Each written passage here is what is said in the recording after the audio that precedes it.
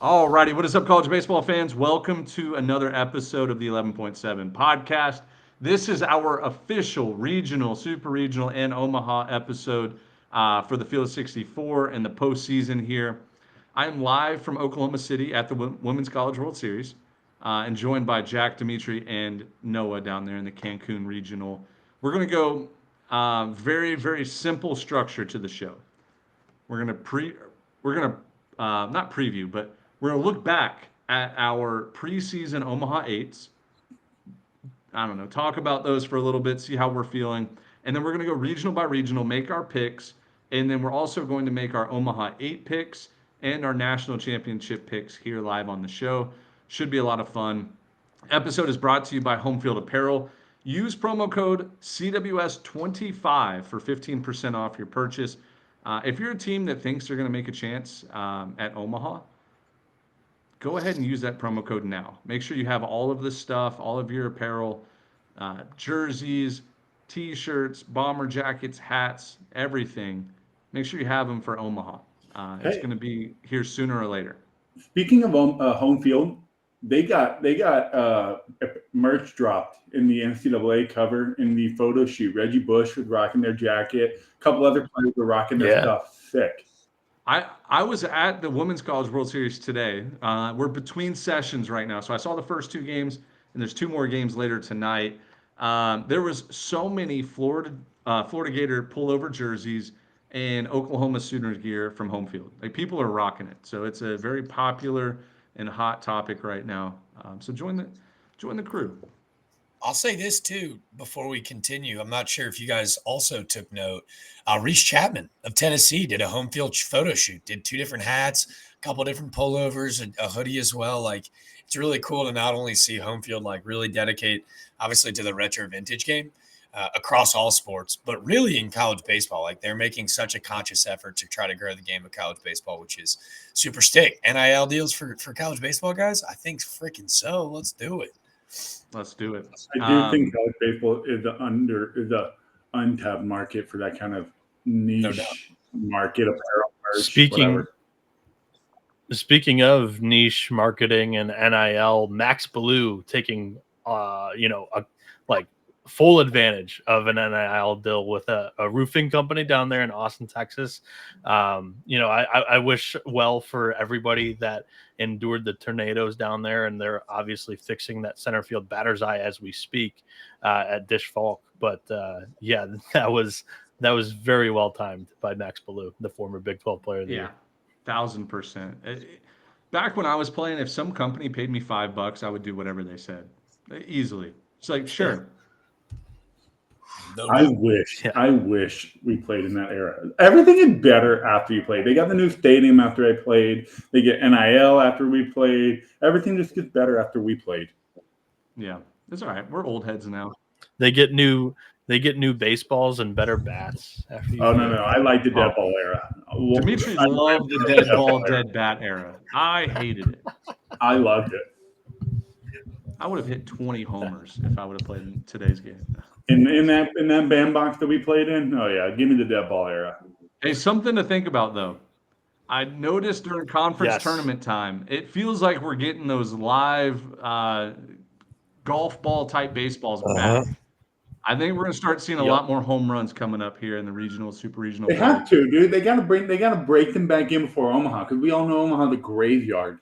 Yeah. Well, during the season, it I felt was like listening. it was dead balls again. The ball was not flying Yeah, as I was much. listening. I was listening to a podcast, unironically, to Jordan Bishel and Bishel Ball in Cincinnati, and he mentioned how his Central Michigan team back in 2021 hit 12 home runs total throughout the regular season, and they went to the Notre Dame South Bend regional and they hit like 12 home runs that weekend. Like they had out homered their Wait, season Central total. Michigan And he's like, yes, it's they were in Notre Dame. a graveyard. He goes in Mount Pleasant, Michigan, but also like they were able to hit with I had a buddy on that team that said they were different baseballs. They were lower seam balls that take less friction and they fly further. Yeah. Speaking of, wait, Notre Dame was Starkville 2019. I thought they were in Gainesville. When were they in Gainesville? 2022? No, it was South Bend hosted. Yeah. It was Notre Dame, Somebody, been, it might have what been was that, UConn, Michigan, 2021? Central Michigan. Remember, 2021. Notre Dame broke out the gold helmets and hit 100 home runs that regional. Has it already been 4 years since they beat Tennessee in the Super? Yep. Yeah, that was 22. That was 22. 2022. So Central, are you sure Central Michigan was in Notre Dame? Notre Dame hosted back-to-back years? No, they didn't host in 22, I don't believe. Yeah, So what region were they in before they went to Knoxville? Can't remember. They were a 2 seed. 22, they were in the Georgia Southern Regional. I went to that. Yes. Yep. There it is. They got shafted out of hosting. They went to Statesboro. Yep. Anyways, okay, makes sense now. It all. Shout out to my boy Quiggs. I got a beer bat today at the Women's College World Series. I'm gonna be doing some damage later in the show on this, so just be prepared. A couple other house cleaning notes. Congratulations to our very own Jack DeLongshaw for joining the 643 Charts team. Really cool stuff. Jack and I are actually going to be working pseudo together, bouncing teams back and forth, getting them from Synergy to 643. I already told him, like, his new boss, Derek, who CEO of 643 Charts, is the freaking man. And I don't know, great hire. Great hire by 643 Charts. If you guys are high school teams or college teams, hit up Jack. He'll tell you everything he needs or you need to know to get a little bit more technology into your recruiting and player scouting and other team scouting stuff. He'll hook you up. So 643 Charts, big time hire for Jack DeLongshaw. Thanks, dude. They're the very best in the business. So it's a really cool way for a dumb guy like me to try to skill up, tool up, and learn something I don't really know shit about. So, man, they've got an awesome little family over there, and I'm stoked to be a part of it. I got to tell you guys, though, like literally the first interview, like the first meeting and call I'm ever on, Ben Upton is also on. Do you know how difficult it was for me to be serious and not be absolutely unhinged? And I showed up late. I showed up like 10 minutes late. Ben shows up late. I see his stupid little face pop up and the icon show up, and I literally start giggling. The first time they like kick it to me to like do an intro, I'm trying not to laugh really hard.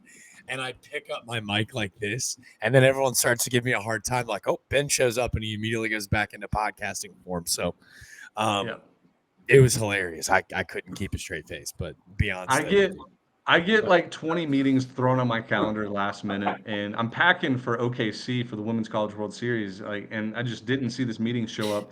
So I messaged the group on Microsoft Teams. I'm like, hey, I'll be 5 minutes late. Sorry, I didn't see this meeting come up. I log in and Jack is talking on the big screen, and I'm like, you got to be freaking kidding me. Are you serious? So good times in the college baseball world. But yeah, and 643. So does that mean I need to work for True Media? What? What other company? No, sorry, True Media, the rival. What other company would there be where all three of us are in the meeting? You could go work for TrackMan. TrackMan's a big one that we both work with. So all three of us can be in a meeting. ESPN is another one.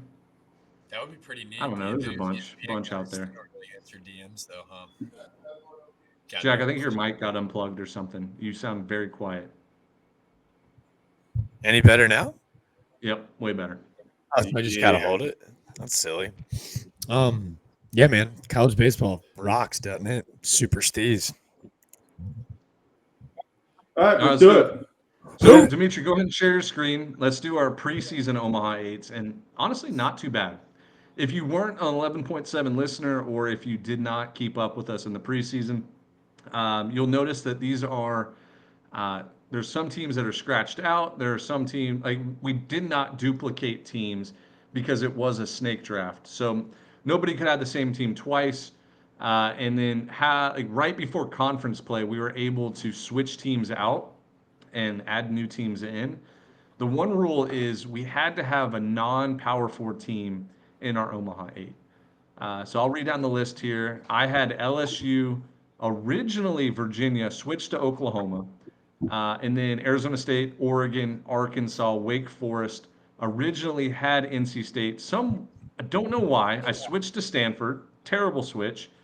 And then I had East Carolina, switched to UC Irvine. Dimitri had Tennessee, Clemson, North Carolina, Dallas Baptist. Originally had Tulane, switched to Alabama, great switch. Vanderbilt originally had Nebraska, switched to UCLA, and then Arizona. And then Jack had Florida State, Duke, Oregon State, TCU, Georgia, Texas, Texas A&M, and then originally had UConn, switched to Coastal Carolina. Now, Noah, read us your preseason Omaha 8 because we don't have it listed here on the graphic, but I remember it being pretty solid. No, it's actually the worst of all three of you guys. And yeah, you guys hired me and brought me on opening day. So a lot of the graphic templates were already made, which I didn't have an issue with at all. But I had A&M, Virginia, and Stanford in my Omaha 8 that are all eliminated. I had Arkansas, LSU, North Carolina, Arizona, and Stetson as well. Stetson was my mid-major Omaha 8. I had one. That's kind of my rule as well, that I want to have a mid-major even before I joined you guys, which is why I think we get along. So then my mid-season... Stop the show. Stop it. End the show. End it. I'm going to end it. I'm going to end it. So then my mid-season, when you guys were doing your repicks, you guys allowed me to repick as well. So I ditched A&M, I ditched Virginia, and I ditched Stanford. And now I have a pretty good Omaha 8 of Arkansas, LSU, Tennessee, Texas, Clemson, North Carolina, Arizona, Stetson, but I didn't have to draft with you guys. So it was like I had a free reign of a pool of teams. So I kind of cheated a little. Can I vent for a second? Do you think the committee saw my Omaha 8 and was like, yeah, let's just get rid of half of Jack's teams after the first weekend and make them play each other? Like, I almost feel bad for TCU faithful because, like, the committee was like, hey, Jack's a loser stuck in a loser's body. Let's make sure TSU doesn't host. They play Oregon State. One of them will be dead after the weekend. Georgia, Duke, one of them dead after the weekend. Texas, let's make sure they don't play a home game during the regionals. Let's blow up their field. I think they knew what they were doing. They, like, went and saw my Omaha 8 and were like, this guy's going to continue to be a loser. Yeah, there's a word for that. I forget what it is. Maybe narcissism or something. Ben, which of yours are in the same? Hold on. Actually, Ben, all of yours can make it. Not Stanford. No. Okay, obviously not Stanford, but Oregon is not with any of these teams for a super. Are Oklahoma. they? No. Oregon and Oklahoma could play each other. Yep, that's okay. Oregon, Oklahoma. So you're going to lose one there. I really wish I had East Carolina back. That was Wake Forest and Arkansas are super as well. I would do anything to have East Carolina back because I do think, and I don't know why I switched from it. I said preseason East Carolina was going to suck in the first half of the season and be brutal, but they were going to get better and they were going to make an Omaha run as a 3 seed when nobody was expecting it. I want East Carolina back. Yeah, but dude, that clip will ring true for forever. Like, you take that clip that Noah diced up for you, making you look like a freaking genius. I could make an argument that you deserve a ring if ECU wins the national championship this year. I'd say so too. Thank you. I can also pull out the clip that we also made of him calling for Cliff Godwin to take the Mississippi State job too. I'm still 10 toes down. 2 toes down. Noah, none of mine are paired, are they? No, Dimitri, yours is the best by far. Not even close. Wait, hold on. Dallas Baptist is going to Arizona and North Carolina are paired up. Yeah, and Alabama and Vanderbilt are paired up. Is it? Yeah, Bama's the 2 seed in Southern Miss? Is it Hattiesburg, Nashville? Yep. Oh, well. We did a good job. And Dallas Baptist Clemson are paired up. You've actually got 3 that are not going to get there. Oh, well. As long as the 8... Oh, it is LSU, Clemson, and DBU. As long as the 8 all come from one of our lists, I think that's a successful season. Yeah. Right. Yeah. But because you guys drafted. You drafted. So ideally you shouldn't get all 8. Right. All right. Well, let's dive into the show. Let's go ahead and make our regional picks. We'll go straight down the list, 1 through 16. And then from there we'll do super regional picks, Omaha 8, and then national champion. We'll start up here in the top left. Vanderbilt hosting a regional with Wright State as the 4, ETSU as the 3, Louisville as the 2. I'm going to jump out hot, and probably as hot as I'm going to get. The SoCon has never had in 25 years, 26 years, never have had a super regional team. This East Tennessee State team is a super regional team. I really believe. I got to watch them in person, broadcast one of their games with Jack against the Citadel, and the like their ability to roll out 4 or 5 pitchers from different angles, different speeds, different pitch types, and then have an offense with 2 guys with 20 plus homers. It feels to me like they're a good mix. And I'm going to take East Tennessee State to win this regional. I think they win Friday against Louisville, which is an underdog pick. And then I love their number 2 pitcher more than their number 1. And I think he'll match up well against Vanderbilt and put him in that 2-0 game. So give me East Tennessee State winning this regional. Coming out hot. Coming out of the gates hot. Well, let's do this, Ben. I'm going to put you on the tops, and then we'll just go down the list again.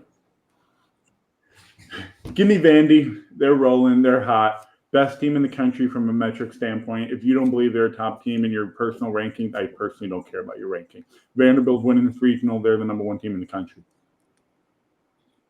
I also have Vanderbilt coming out of the regional. I think they've got the best and deepest pitching staff pretty easily. ETSU's got a good rotation, but they're also down a starting pitcher now, and they didn't really have a normal weekend to really get their bearings under them. We talk about it for Texas, just for an example, without Jared Spencer. They've had multiple weeks to try to figure out what their strategy could be on the mound. ETSU ran through the SoCon tournament, just won 3 games. Like, put them in like a little bit of adversity. I don't know what the Bucks are going to do. They're going to have to figure it out on the fly if they fall into that losers bracket. Give me the Commodores at home at Hawkins. Yeah, I'm not going to let Ben do this, and I know that I oftentimes go with the heart, but like I see what you're doing, Mr. Upton, and I want it, but I have to be at least Vanderbilt. Don't trick me into your nasty ways, Mr. Needle. Don't do it. Tim Corbin's too good this time of year. Give me Vandy. Speaking of, you're just taking the team with the SEC logo on their jersey. Be honest. No, I'm a Bucko fan for life, but Tim Corbin is an SEC slappy down there. Do you think so? If ETSU had an SEC logo, you would take ETSU. Should I take every SEC team just to make a point? I will say that last year, right off the bat, I think it was Ben who predicted a blow-up regional in Greenville, where he took the 3 and 4 seeds to be in the regional final, and it just happened to be Evansville again. Yeah, well, all right, hold on. Yeah, but he took Bryant. I had like 4 seeds getting to supers last year. So don't call me SEC slappy. Like, I'm just trying to be a little bit more. All right, move along.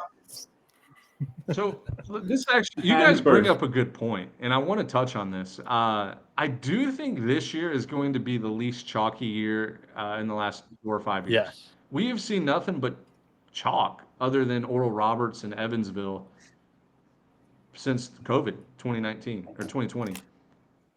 This feels like the year that it's going to get dicey. And I think it's going to be because a lot of these 3 and 4 seeds have stud aces going on Friday. And a lot of these 1 and 2 seeds are pitching off. They're throwing their number 2 or their number 3 rather than throwing that ace. And I think tomorrow, Friday, you're going to see a lot of upsets that are going to put 1 and 2 seeds in the losers bracket, and it's going to get pretty bad. I will say I agree with you, but I think your reasoning is wrong, and that's fine. I think this year is going to be the least chalky year because I don't think a single team established themselves all year as the best team in the country. I think the top 5 with the carousel all year. I think the top 10 with the carousel all year. I think there is not. This year was one of the years where you didn't have a clear-cut top 5. You didn't have a clear-cut team in the country. I think there's just a bunch of really good teams this year. I think I agree with Dimitri, and I'm going to add on it. Like, a lot of the teams, there's very few that have 3 studs in a rotation. There's also a few that really only have 2. But even if you just narrow it down to aces, there weren't many like true aces this year. I think that's one reason why a lot of higher seeds may not be as automatic this year. As saying that though, I've got a lot of 1s and 2s in the bracket pool just because you got better odds on picking those correctly than the 3s and 4s. Yeah. I There's no have better a theory. yeah. I have a theory that if you are a gambler on Friday, so either you're listening to it tonight or tomorrow, Friday, if you took every underdog money line, I'm almost positive you'll profit. I think you're crazy. I'm There's not going to be so sure if I'd subscribe to that. let me explain. There's going to be a couple 4 seeds out of nowhere, plus 700, plus 800 that are going to win. And there's going to be a lot of 3 seeds and 2 seeds that like maybe Vegas favorites one, but they're really like a toss-up 50-50 matchup that will end up winning. We'll check back. We'll check back on Sunday or Monday whenever we record again. But I need the math added up because I do think if you took every underdog for $10, $20, whatever it is, you're going to end up profiting. We recorded on Monday when there might be game 7s, I don't or remember. would it be like a Tuesday? Wait, what? No, let's just keep going. Let's keep going. All right, let's go to the Southern Miss Regional. 16 overall Southern Miss, hosting at Pete Taylor Park.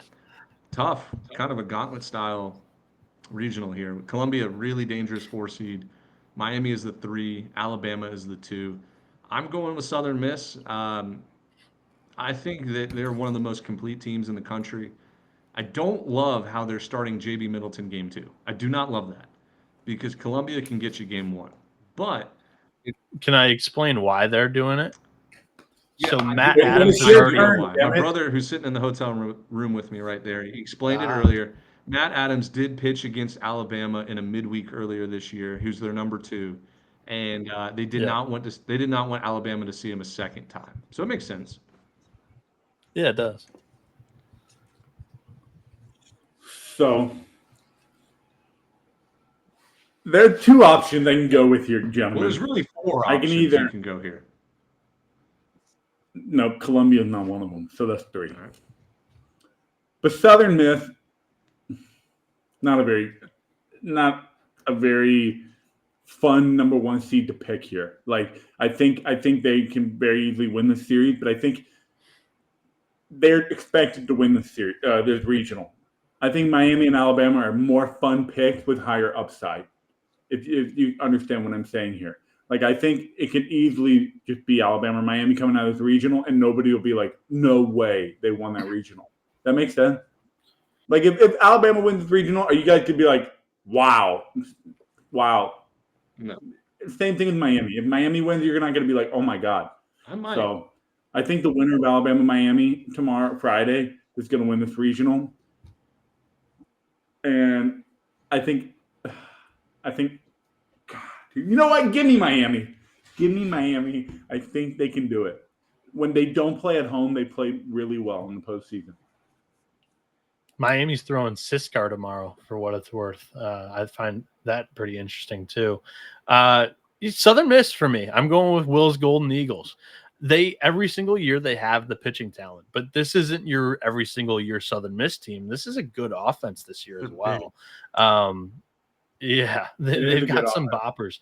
They're a top 16 offense in home runs per game in this year's field of 64. So the Southern Miss Golden Eagles are going to be able to play pretty well here at Pete Taylor.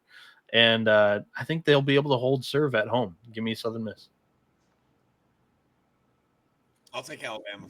I like Roll Tide here. I think you've got the nation's leader in saves. Those guys are massive this time of the seazen where they use Carson Osmer in a ton of different situations. I think Justin LeBron kind of plants his flag as one of the best players in the country. I think this time of season is always really fun because it's the most eyeballs on college baseball.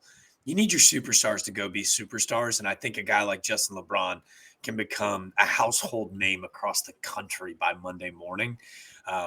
Man, Southern Miss fans are going to take this the wrong way. I really wanted to make it to Hattiesburg. Will, tell your boys it is a bucket list to get to Southern Miss. I promise it is. I know a lot of them dislike me and have thrown out a lot of crazy narratives over the years. I love that team. I think JB Middleton's 1A is one of the best pitchers. You can't do that. I'm doing it right now. I'm actually currently doing it. But I'm going to take Alabama. I think Rob Vaughn, what he's building, is super special in Tuscaloosa, and I want Justin LeBron to be on every single TV on Monday morning for top 10 plays. That's the dream. All right. You guys want to move over to the right side, Texas, and then UCLA regionals there, just so we can have it all on one screen? Or do you want to just keep going down? It's up to you Let's guys. just go across. Go back up. So we have the Austin regional, which hopefully will get played in Dish Falk Field. I think rumors online have it like they're going to be ready to play, but they did get hit with a tornado and hailstorm and really bad weather. So like the left field fence or batter's eye and like some of the left field fence blew down. Not good scenes, but let's assume they're playing this in Austin, and it's going to be Texas as the 1 seed, Houston Christian. I don't know why the NCAA website has Houston Baptist. That's just absolutely embarrassing. Houston Christian is the 4. Kansas State is the 3. UTSA is the 2. I do love UTSA and Kansas State. I think they could both be a team that gets in that 2-0 game, but depth after the first 2 games for both UTSA and Kansas State is not great. And even if Texas loses that 1-0 game on Saturday, I I think that Texas has enough out of the bullpen and offensively to come back through the losers bracket. But either way, I'm taking the Longhorns. Give me the Texas Longhorns at home. Schloss doesn't lose in regionals. Yeah, I'm taking Texas as well. I don't think Schloss loses home regional. I think even at TCU, he made it interesting. There's a lot of drama coming out of TCU regionals over the years when Schloss Nagel was there. But yeah, give me Texas at home. I think Kansas State is a talented team, but I just don't know if they can rise to the occasion this weekend. They rose the occasion a couple of times late in the season, showed me some promise. I do like this Kansas State team. I think UTSA, I think mid-majors scare me this time of the year. The good one with a lot of expectation, they always scare me. The ones that are slept on are usually the good ones. So with that being said, I think Texas handled this regional 3-0. Yeah, I mean, the last weekend of the regular season against Oklahoma, Max Ballou came back into the lineup, hits a walk, or not a walk off, but a virtual walk off home run in the top of the ninth to win that game. And I just think it's an insertion of life back into that lineup because this is a team that I saw in person, and 1 through 9, everybody was able to get the job done whenever they needed it. Clutch hits left and right. And the Longhorns, we know the pitching staff, minus Jared Spencer, that's a tough hurdle to climb, but it's still one of the top staffs in the country. They are deep. I mean, they still have, Thomas Burns, who was last year's opening day Friday night starter for Arizona State in that bullpen. They still have Grayson Saunier, who was a weekend starter for Ole Miss in the preseason or in the opening day last year for Ole Miss as well. Like, there's a lot of talent in the back end of this bullpen that honestly is not even the go-to because they have the freshman of the year in the SEC and Dylan Volantis, who's leading the conference in saves. The pitching staff is very talented, and Max Grubbs, last year's Friday guy, is also one of the leverage relievers. They've just got plenty of arms that they'll be able to deploy. I think Texas gets out of this one. You guys said it perfectly. Hook 'em. Yeah. Jack was, it was easy to predict Jack taking Texas there. Yeah. I got him. He's such a chalk, dude. He's an SEC chalk. God, Did dude, you know? so Did much- you know that my conference tournament picks for D1, I finished in dead last by 7 games. I went 6-21. So chill with your chalk bullshit, Dimitri. 6-21. We take risks. We're hunting for some money this week. Golly. Whatever, All right, dude. we'll go to Los Angeles, UCLA regional. Fresno State is the 4, Arizona State is the 3, UC Irvine as the 2. Guys, when I close my eyes, this one was one of the tougher regionals to pick because I do think Fresno State is a live 4 seed tomorrow on Friday to win a game. But when I close my eyes, something in my head, I don't know what it is, but something in my head tells me it's going to be a Texas versus Arizona State super regional matchup in Austin. I'm taking Arizona State. I think Ben Jacobs deals on Friday and wins that game against UC Irvine. And I'm telling you, I think Fresno beats UCLA. So if Arizona State can get Fresno game 2 in that 1-0 matchup, I love their odds to win it. That lineup is so talented. They probably have 2 or 3 major league like position players on that squad, and you look at their stats, like everybody's hitting 300. Give me the Sun Devils as a underseeded 3 seed to get the job done in Los Angeles. Ben has been talking about Arizona State heading to Texas for like the last 4 weeks. Yep. They're going to be in Texas. I hate this regional so much because I love Fresno State is one of my favorite 4 seeds. I've told Ben I'm taking Arizona State when whatever regional they're in, I'm going to pick Arizona State to win. But I love Irvine so much, and I'm not high on UCLA. I think they had a great year. Their resume lined up well. They're RPI merchants. Somehow they were in the right place with the RPI to get a hosting bid. But I don't think this UCLA team is one of the better teams in the country in terms of offense and pitching. I think their offense can be good. I think Rock Chalowski is a good player. He's going to probably be a Golden Spikes finalist. They've got good pitching. UCLA is always known for pitching, but this team doesn't give me anything where I just drool over. I just love. There's nothing I love about this UCLA team. So, like, I want to take Fresno. I want to take Arizona State the same reason Ben does. They beat Irvine. They might win this regional, but I think Ricky Ojeda is going to throw 4 innings out of the bullpen Friday, and they're going to beat Arizona State. I think this Irvine team, I mean, they blew out Cal Poly like 15-3 in a very important game. They get to Sunday, they lose 2 to Cal Poly. Whatever, they knew they were in. They didn't really care. I think the Big West told Irvine, let Cal Poly win so we can get 2 bids this year. So give me Irvine to win this regional. It's about being the hottest right now, especially in a year where we've all labeled this as there's not really many elite teams this season. It's about who's playing the best ball at the right time. I'm hoping that UC Irvine fits a hot, cold, hot because they've stumbled the last couple of weeks, last 4 weeks, honestly. The Anteaters haven't played as good of ball as they had the previously because they were, in the super regional host conversation going into the month of May. And they just had a rough month. You can point to the Chase Call injury, and they kind of lost their momentum offensively. And on the mound, they've stayed steady. It's not a tremendous weekend rotation, but the bullpen is strong. Like Dimitri mentioned, you have Ricky Ojeda there. And I think the Big West was actually much better this year than in years past. I think that the Big West was actually stronger in their top 5 teams than the Big Ten. I've been talking about the Big Ten being very weak the entire year. I'm a Big Ten fan. Give me the Anteaters coming out of this bracket, and I have Arizona State as the runner-up. I've already reversed jinxed myself into this pick. I'm going to take UC Irvine, but because every single bracket that's turned in this year, they're going to look at the 15 national seed and go, or regional seed, and they're going to go, well, this is the place to get unchalky. I think UCLA is going to win it, but I have ridden the UC Irvine train all season long, and I'm not going to stop now. I think it's so unbelievably cool and cinematic even that the Call brothers get to play each other in a regional. How cool for that family, for Chase and obviously his brother, Phoenix. Like, I just think that it is it's such a cool story, and I'm stoked for them. I'm going to take UC Irvine. I'd love to see them get to Omaha. It'd be such a fun mid-major team to go the whole way. I'll take the Eaters.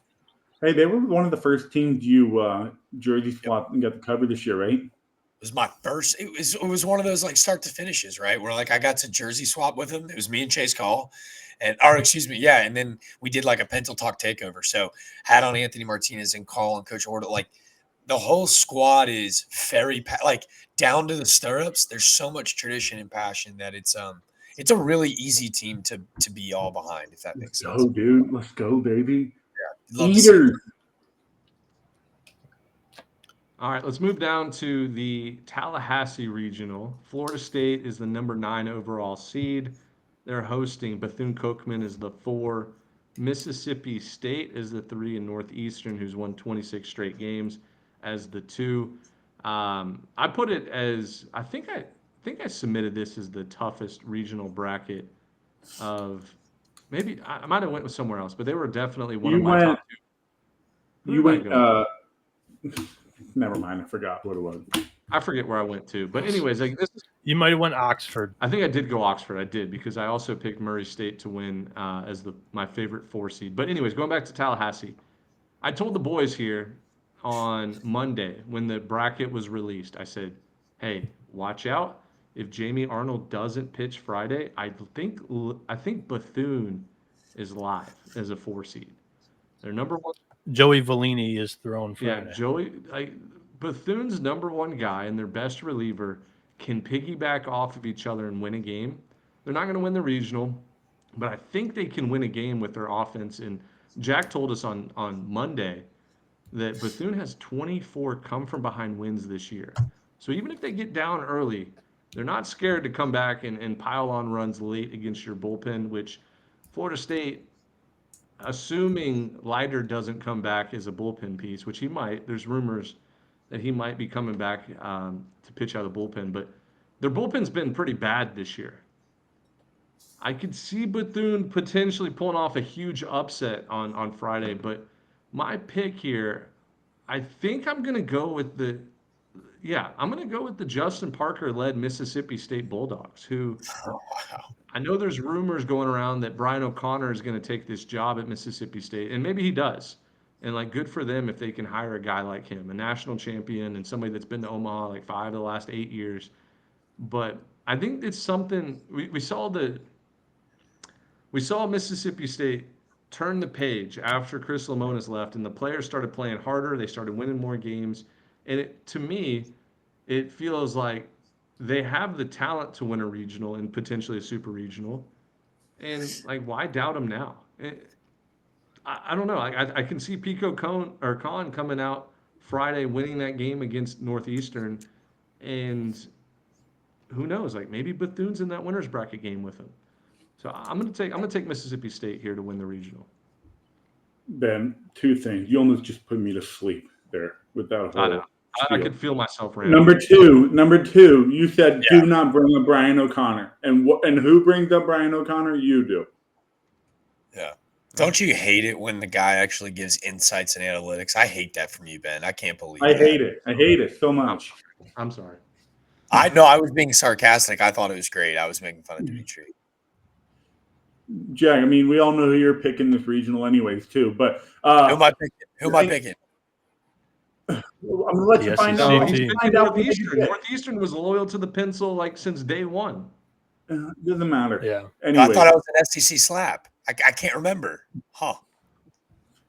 hey, it's not your turn yet, damn it. Florida State, Joey Vellini, do not sleep on him. He is legit. I think he is probably their second best arm on that team. I think he's really good. I think he's shut down Bethune like no problem. Northeastern guy, if they lose the game to Mississippi State, I wonder how the team is going to respond. You haven't lost since April 3rd or something like that. You forget what it's like to lose. It humbles you quick. And let's see how Northeastern responds if they don't win that game. I think they can beat Mississippi State. I don't think Mississippi State is that good. I think people are falling for the trap that their last 2 weeks were really cakewalk, to be honest. I don't think they're that good. They showed us who they were all year, and they get in because of a strong last 2 weeks against an inferior opponent. With all of that being said, Florida State gets to that 1-0 game. They will win this regional. So give me Florida State. Yeah, I have the Noles too. I heavily considered Northeastern, but because of that pitching staff, but they played like the 7th worst schedule out of all 64 teams in the NCAA tournament this year. And when you're like tallying up that many starts against, how many quality teams, their best wins of the season were against Kansas State, 2 of them in the midweek, but they were midweek. So you didn't see Kansas State's best arms. And I'm not doubting the quality of this Northeastern team, but I'm betting on the Florida State lineup to be able to, I don't know, humanize the Northeastern rotation that has been unbelievable this year. Number 1 starting pitching ERA in the tournament. Give me Florida State at home. They get this thing done. They hit a couple of bombs against the Huskies if they play them in that 1-0 game. I'm so glad that you brought that up. It's actually a part of my kind of breakdown for this regional spot. Noah, would you mind repeating Northeastern? Not a great RPI, like not super impressive wins. What'd you say? Northeastern's what? They didn't, not a ton of quad 1 wins, and like their only impressive wins was Kansas State, right? Yeah, those are the 2 best wins they have. Do you know who else? Another mid-major team that only had 2 quad 1 wins? Coastal Carolina 2016. Northeastern. And I think they take care of it pretty loudly with a nice statement win down in Tallahassee. I love these Huskies, Northeastern. Did I surprise you, Mr. Chalkity Chalk Rizgod? What do you think? No, you can be bought. Northeastern bought you. That's why. That's not true. That's not true. I rooted against them all year long. As a CFC Cougar, rooted against them all year long. That's right. I forgot. So you're just picking the team that made your Cougars look like hot dog water. So you just want to take the team and make them look better. Got it. Did it the last 2 years. Exactly. Wait till you see what I did in the next round. Got it. All righty. So we'll move down to the Corvallis Regional. Assuming that both 1 seeds win, Oregon State and Florida State, they would be hosting the Super to get to Omaha. The Beavers are the 1 seed. St. Mary's College is the 4 seed after a great West Coast Conference tournament win in Vegas. USC Trojans, they're the 3 seed, and TCU is the 2. TCU feels like they've been snubbed of a host, even though they did lose 2 out of 3 to Southern Miss in the regular season this year, which probably led them to be a 2 seed. This is one of my more confident regional brackets. I think Oregon State runs away with it. I think Oregon State goes 3-0 here. They just play so well at home, and they really didn't play a ton of home games this year. They were a lot of neutral site, a lot of road games, and the Beaver faithful will give them a nice home field advantage. So give me Oregon State winning this and hosting a Super. Goss Stadium is going to be loud this weekend. They didn't get a lot of home games, just like Ben said this year. They are going to be excited and loud this weekend. I think it's a very easy pick for me as well. Give me Oregon State. I think TCU, again, think their ego is getting way too big down there in Fort Worth. Literally and in real life on Twitter, they're getting way too big for their britches. Give me Oregon State. I hope they smack reality back into them. Yeah. You just spew like illogical craziness sometimes. Like I do love watching it happen. Like when you start, you go, oh, that felt good coming out of my mouth. So then you just keep chasing that feeling to a point where you don't even believe what you're saying. But it was fun. Like it was fun. I agree. So Jack, I can tell you, I'm just going to be able to hear either this is how it's going to go. Los Beeves is going to clip you saying that on a Oregon State highlight reel of the weekend, or the Lupton Drinking Club is going to clip all 3 of us on the top of you. What we say on a TCU highlight reel of the weekend, because I'm going to count out USC. I'm going to count out St. Mary's. I'm not going to fade the facility either. I'm going Beeves. You know, they played 27 games away from home this season. It all paid off. All the turmoil, all the adversity that the entire athletic program has faced all culminates into the final couple of weeks of the academic calendar, where you get to play home games during the biggest time of the year. You're a super regional national seed. You control your destiny to get to Omaha. It's all paid off. I think it's been a tremendous coaching job by Mitch Canham, a tremendous scheduling job by him. I don't think it's like the top quality team in the country, but I think Oregon State's going to be able to carry that momentum that a lot of the fans are going to give them this weekend. There's still plenty of top tier talent in that lineup. Some blue chips there in Trent Caraway's not had the best year, and he's batting 9. I think he's the best 9 hitter in the country. He was like probably one of the top prospects in the country this year going into the season. Yeah. And they've got one of the top fielding percentages in the field. Don't forget, they've got Ava Arquette, who at one point was the slam dunk number 1 pick in the draft. Gavin Turley. Yeah, this team is loaded. I think people forget how good Oregon State is. Yeah, Dax Whitney was a second rounder out of high school, or at least projected to be. Oh, I didn't know if you're. So are you taking TCU, Yeah, Jack? for sure. Yeah, I'm taking TCU. I'll take the Frogs. Yeah, but I would like to say, man, I really did want to try to make it work. We had talked about it on the last pod where I was going to head. Opted to stay a little bit closer to home. But man, Corvallis is a bucket list. Los Bees, if you guys take care of business, I want to start talking real logistics, get out there for a super because, man, I tripped up. Goss is the oldest ballpark in the country. I went to the oldest professional ballpark in the country. So Bees Nation, I heard you. They're loud, they're proud. But to fade the rest of these boys on the 11.7 pod, give me the Frogs.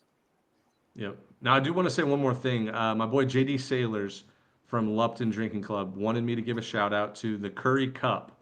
So if you're interested in doing a bracket challenge different than the the D1 baseball bracket challenge, $25 DM Curry Cup NCAA to sign up. So at Curry Cup NCAA, you'll be able to compete in their bracket challenge. And I've done it like the last 5 years. It's awesome. They do a good job, and you can win a lot of money. Like last year, I think the winner got like $2,000 or something crazy. So we love the Lupton Drinking Club. They're good guys. No, Let's we move don't. over- Yeah, we do. Good guys. Let's move over to Oxford. The 10 overall seed Ole Miss Rebels are hosting the 4 seed Murray State Racers. Fun fact about Murray State: they used to be, I think, the Thoroughbreds. Like their baseball team had no, they were the Murray State Monarchs, and like just their baseball team were the Monarchs, and then they switched back to like the normal school stuff to the Racers. But Murray State wins the Missouri Valley. Western Kentucky, they won the CUSA tournament title, and then Georgia Tech Yellow Jackets is the 2 seed, another team that felt like they were shafted by the NCAA committee for winning the ACC regular season. This bracket right here reminds me so much of that 2023 Auburn Regional where it was loaded. You close your eyes and pick a winner. I think that was when Penn beat Auburn game 1 and Samford beat Southern Miss game 1. So the 1 and the 2 were in the losers bracket, and Southern Miss ended up winning 4 straight games and winning the regional. But I look at that super regional pairing with the Georgia Bulldogs, and I am absolutely sold that in Danny Hall's last season, it's going to be a Georgia versus Georgia Tech super regional. So I cannot fade myself in my own brain. Give me Georgia Tech to win this regional and face off against Georgia in the super. Yeah, this is going to go one of two ways, guys. Georgia Tech is either going to go 2 in barbecue because they're so pissed off and angry. They're just going to play themselves right out of the tournament. Or they're going to win this regional. That's the only 2 options I can visualize. 0-2 or win the regional. I think Ole Miss is a very good team. I think their lineup is really, really underrated. I think they have a lot of juice in that lineup. I think they handle Murray State easily on tomorrow night. I think Georgia Tech, Western Kentucky are going to battle it out. I think Georgia Tech could use some pitching that they didn't want to use in that game. But at the end of the day, I think the Georgia Tech team is disrespected. So give me the Yellow Jackets. I love their bullpen. I think they finally have a pitching staff. Never fade a Power 4 coach that is retiring. Just don't do it. Give me Georgia Tech. I'm going to do it. I'm going to take Ole Miss. They were a team that I really thought was going to be a hot 2. They played themselves and they rode their hot streak into a 1 seed. I've been kind of preaching about this team for a little bit here, how they're flying under the radar. I think it's an experienced pitching staff with 3 guys in the starting rotation. If Mason Nichols is still healthy, that were all freshmen on the national championship team. They've got 2 like bullpen studs, and then Cade Townsend's a freshman that you're going to be seeing on Fridays in the next 2 years for Ole Miss. Like that pitching staff is great. The lineup's got some swing and miss, but I agree with Dimitri in saying that I think it's very good 1 through 9. I'll take the Rebs. Ryan Weidman legacy weekend. Stars can win ball games. I think they shock them on Friday. Georgia Tech has already said, "Look, we're pissed off. We're angry." I felt like they deserved to host a regional. Now everyone's got their eyes on that Georgia Tech Super. And to me, I said the exact same thing about Duke last year. Felt like Duke had done enough after winning the ACC championship. Thought they were going to host. They went out to OU all pissed off. And sometimes like you can overdo it a little bit. And to me, this feels like kind of a weird trap weekend for both Ole Miss and Georgia Tech. A Western Kentucky team that's flying under the radar, that's been super talented all year. They're another mid-major team that we love to brag on, so why the hell stop now? Give me the Toppers to get to a Super. That would have been my second choice there. I do think Murray State beats Ole Miss Friday, and but the winner of the Georgia Tech Western Kentucky game, the winner of that, I think, wins the regional. It would be funny, wouldn't it, Auburn? Yeah. Like, let's get a 3-4 setup Saturday night where like Ole Miss and Georgia Tech are playing in the elimination game Saturday morning. Everyone's like, "What the hell just happened?" I'll tell you this. Yeah, I do think it's a. Sorry, Jack. No, I was just going to say, I'll tell you this. Seeing Ole Miss in person, though, their young arms are so freaking talented. Like, Hunter Elliott kind of, like, sets the tone, but the youngsters that follow suit, like, they're going to be really good for a long time if they can keep them on campus. So, I really like Western in this weekend just because of – I feel like the storylines going into it, like, they kind of fly under the radar. Yep. Yeah, interesting decision from Ole Miss, too, like Ben mentioned. I'm not the biggest fan of throwing off either. They're going with Riley Maddox against the strong lineup from Murray State. It'll be interesting. Yeah, I mean, Murray State went like teams that throw off like that. Teams that throw off always in my brain. You'll never convince me. You'll never change my mind. Deserve to lose. Well, they already are establishing in their head that their pitching is not like how I view it. They don't view that they can win the regional if they just go 1, 2, 3 and keep it structured how they went the entire year.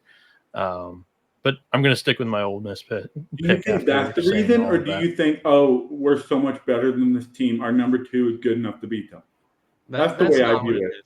I've talked to some coaching staffs, and like the thought process behind throwing your number 2 against the 4 seed is, hey, if we can't beat Murray State with our number 2, we're not winning the national championship anyways. Like we're just not going to win it. Like we got to be able to beat a 4 seed with our number 2, or we're not actually an NCAA champion type team. So like that's the thought process that a lot of these teams do. But at the same time, you win game 1, you just figure it out and keep going. Well, yeah, I've heard like even Schloss, I believe, has said game 2 is the most important game. You're either in a 1-0 game and you get to put yourself in the driver's seat at 2-0, or you're in the 0-1 game and you could be going home. Yeah. So it's not the worst thing in the world to throw your ace there. Personally, I would like to keep the pen as fresh as possible in Saturday, Sunday. Go out there with your number 1, let them throw 7, and shorten the innings, shorten the games. That's why your Friday night guy is your ace. He's your go-getter. He's your guy that sets the tone for every weekend. Friday night, you start 1-0, you have a great shot of winning that series. Bro, I mean, I get it. There's some very unique cases where you can go one off. There's very unique cases. But you're telling me, hey, our number 2 is good enough to beat the 4 seed. We're going to do it. You deserve to lose. But I'm no longer eligible to question the moves because I said back in 2023 that LSU should not throw Paul Skeens against Tulane. Game 1, I said, hey, if LSU can't beat Tulane with their number 2, then like they don't deserve to win the national championship, and they did exactly what I said they shouldn't do. So like I am eliminated from having opinions there. Yeah, I didn't necessarily call Jay Johnson out on that. I just hate how he never announces pitching like moves and who's going to start. And I doubted that starting rotation as well outside of Skeens. All right. Well, let's move down to Let's move down to the Athens Regional. Georgia is the number 7 overall seed. They're hosting Binghamton, Oklahoma State, and Duke. I just foreshadowed a good bit, but I cannot see a world where it's not a Georgia versus Georgia Tech super regional. I think the NCAA knew what they were doing here. I think Georgia clean sweeps 3-0 this week. Even though I'm very tempted. Oklahoma State 10-1 to win the regional is very good value. Same thing with like Duke plus 650. Those are very talented teams that came into the season with a lot of hype. But yeah, give me the Georgia Bulldogs at home. Feed the trees. Let's host Georgia Tech in a super next week. Ben, I can't believe this is the regional. You're so confident that the 1 seed goes 3-0. I think Duke got some offense. They can scare some people in Athens. Oklahoma State might be the most talented 3 seed in the field. They could easily be a 2 seed. I don't know, man. I think Oklahoma State. Maybe I'm just seeing this wrong. Maybe I'm not feeling the pulse very well right here. I think Oklahoma State can win this regional, guys. I don't know why nobody else has seen them. They probably have some of their better pitching they've had in a while. Their pitching coach, legend, Rob Walton, is retiring after the year, so you can play off of that card too, that they have a little juju. But I think the Georgia Tech Super Regional has to happen. Yeah. And I think the committee or the NCAA told their umpire in Athens, make sure the Super Regional happens. So we love conspiracies. So give me Georgia, but I love Oklahoma State in this regional. Yeah, I'm going Oklahoma State too. I've thought about this a lot. No, I went Georgia. Oh, you went with Georgia. I'm going with Georgia because of the Super Regional, but I love Oklahoma State. Dimitri said the same exact thing I just said, but he made me feel like I was in a box. Like he put me in a box and then said the exact same thing I said. Where I love. So what he does is he hedges. Yeah, he's hedging his bet. So when Oklahoma State wins, he's like, "I'm so smart. You see what I did there?" Yeah, that was crazy what you just did, Dimitri. Like that was I'm insulted. That was right out of his playbook. I got that one on lock. I've seen right through it. I'm going to go Oklahoma State. I've been back and forth between the Cowboys and the Bulldogs in this regional. Georgia's got a good bullpen, and they also have Curley going as their number one. But that offense, it's also curated to just hit the long ball, and that place the ball does fly. It's 315 down the right field foul pole. You know what team's going to benefit maybe the most from that is Oklahoma State with Nolan Schubert and Kyle Brueggemann, two of their big boppers. This team doesn't hit for average, but they can hit the long ball. They are one of the top teams in hitting home runs in this year's field. Also Colin Ritchie, an outfielder as well that can, poke one out there. You don't have to hit one far. Like I said, 315 to right field. And Oklahoma State's got undoubtedly the best weekend rotation in this regional. So I think that's a leg up. And Ben already mentioned it. Tremendous value on the 10-1 for the Pokes. Yeah. Time out. Give me Oklahoma State. I'm going with the Cowboys. Fuck my Georgia Tech Super Regional. Fuck that Super Regional. It is out of the picture. Give me Oklahoma State. They're such a pansy ass. No, nice pick. I like it. That is good. I think that this is exactly what Wes Johnson's been building all year. Double-digit pitchers that have thrown double-digit innings in conference play. No one else in the SEC can say that. I'll take Georgia, and I'm with Ben. I do think Duke gives them a real run for its money. I don't think it's like a 3-0 run. I do think there's a Game 7 here. But, yeah, I like Georgia a lot.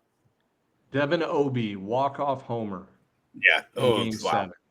That hurts the heart. Against his former guys, Oklahoma State is winning this regional. Book it. Oklahoma State is winning this regional. When did you come up with that? Like 20 seconds ago? He really liked Noah's explanation. Yeah. I already loved Oklahoma State, and he just convinced me even more. I don't care about that super regional. Give me Oklahoma State.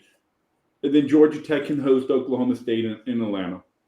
He looked at his board and realized that he kept calling me the SEC slap, but he had gone chalk the entire way through, and he had to do something. He was eating himself up. The whole time. What? Yeah. I faded number 1 Ole Miss, and I'm fading number 1 Georgia here.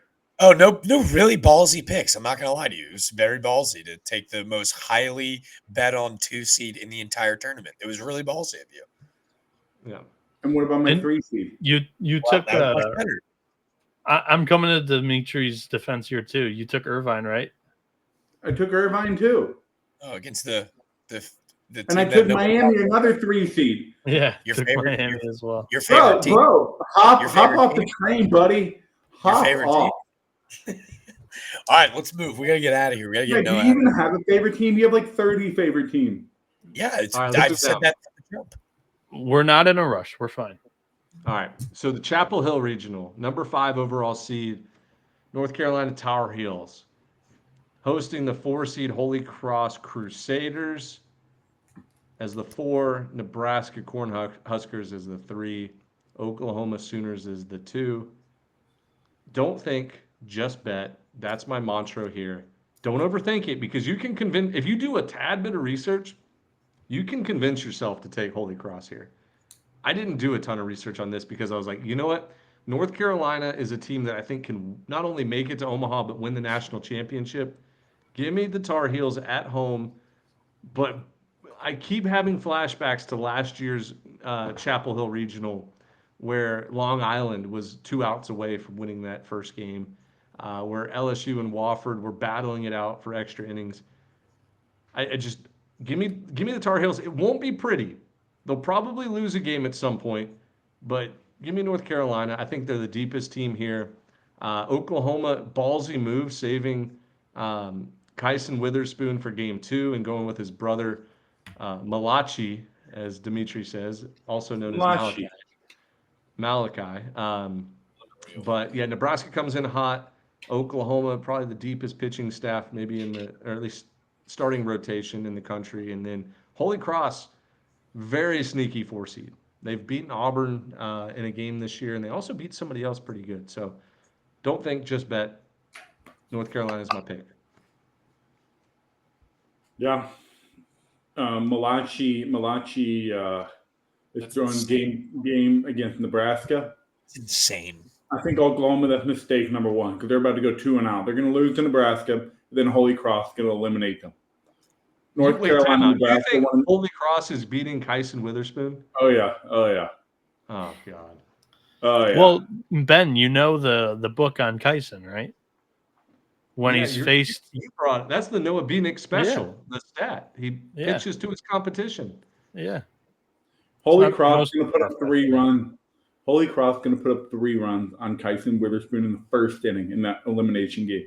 Oklahoma goes 2 in barbecue. Give me Carolina to win this regional. I'm also on North Carolina here. You're going up against a red hot Nebraska team, and you're going to throw off. That is just a recipe for disaster. Look, I know if you get to that 1-0 game and you have Kyson against North Carolina, you're probably like a plus 120 dog, and it's very interesting to have them going up against Jason DeCaro or whoever for North Carolina that may be. But I'm gonna go Tar Heels. I really like the pitching staff. I think it's strong. I've said it. I think it's the strongest pitching staff in the country. The weekend rotation and the go-to arms out of the bullpen. I think that this is a very good chance they actually go 3-0. Higher chance 3-0 than losing a game. So I'll go Tar Heels here, and stay tuned later on in the episode when we do Omaha 8 and other predictions like that. Don't think just what, Ben? What was it? What was what? Don't think just Don't think, what? just bet.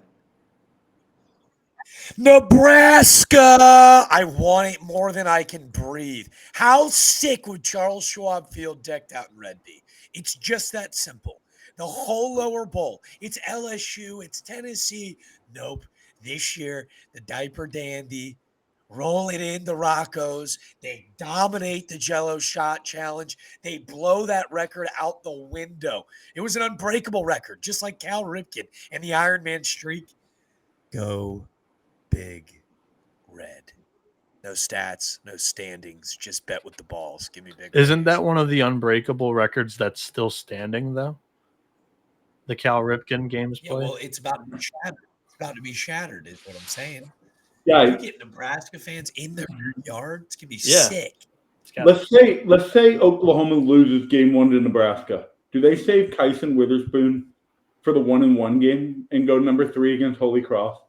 It's such No. it's such I mean, a weird. it's so hypocritical. You're not Yeah. going to throw him game 1. Okay, you lose and you're facing Holy Cross. You're not winning the regional unless you win without Kyson, and you throw him in that 1-1 game. And then you're kicking. It would be funny. Then you're kicking yourself if you don't throw Kyson at all and you're eliminated after. 2 But that's my point. You go with your best guy available, and you work your way through the regional. Like Nebraska, Oklahoma deserve to lose, thinking they can Nebraska. I mean, God, dude. 3-0, Carolina clean sweep. This is what's going to happen. I agree. All right, let's go down to Eugene. The 12 overall seed Oregon Ducks are hosting the 4 seed Utah Valley Wolverines, 3 seed Cal Poly, and the 2 seed Big 12 tournament champions Arizona Wildcats. This one was tough for me. Not only because you see Arizona is the Big 12 tournament champs and Cal Poly Mustangs is the Big West tournament champs. So 2 teams coming in pretty hot. Oregon has I don't know the right word for it, but like they have a mantra, maybe that's the right word, of playing down to their competition. And I think people are sleeping on the WAC. Good baseball goes on in the WAC, and Utah Valley, really talented. First-year head coach, Eddie Smith leaves and goes to Washington, and they didn't lose a whole lot of their talent from last year. I think they could potentially scare Oregon game 1 with Oregon overlooking. Say it. I think it's going to be Say Arizona that wins this regional. I'm taking the 2 seed Arizona Wildcats. No. They showed me a lot, and they kind of fit the hot, cold, hot theory, in my opinion. Every year there's a Big 12 team that gets hot, especially the last 3 weeks of the season leading up into the Big 12 tournament. We saw it with Oklahoma in 2022, TCU 2023, and Kansas State 2024. I'm going to just back the Arizona Wildcats, who was Noah's preseason Omaha champion. So give me Arizona to win this one in Oregon. Ben, you fooled the shit You thought I was out going of to say me. Cal Poly. You were going right down the path that Utah Valley was going to beat Oregon. That's what I wanted to get you to say. I don't know if Utah Valley is going to beat Oregon, but I think Oregon's going to have to throw their best relievers, and they're not deep in the bullpen. Regardless, if Oregon has to do that or if they lose, the Stain from San Luis Obispo, California, are winning this regional. Give me Cal Poly. I think they beat Arizona game 1. Utah Valley beats Oregon. Cal Poly advances to the regional final. That's the way it rolls. It definitely is a possibility because Arizona is also a team that plays to their competition, guys. I mean, home losses in the series to Baylor, Utah, on the road at Texas Tech. Not great weekends there. They are playing good ball right now, but I'm going to go with Oregon. That's a home fan base that's also going to be pretty rowdy at PK Park, and it is a little bit of a hitter's paradise, and that lineup is, up and down pretty good. The hole that I pointed out, like after watching the team live, was they struggled against left-handed pitching. Look up and down this regional, there's not a whole lot of left-handed pitching here. I think the Ducks are going to be good enough to get out of the Eugene regional here. No. I'm not going to let you take Oregon here.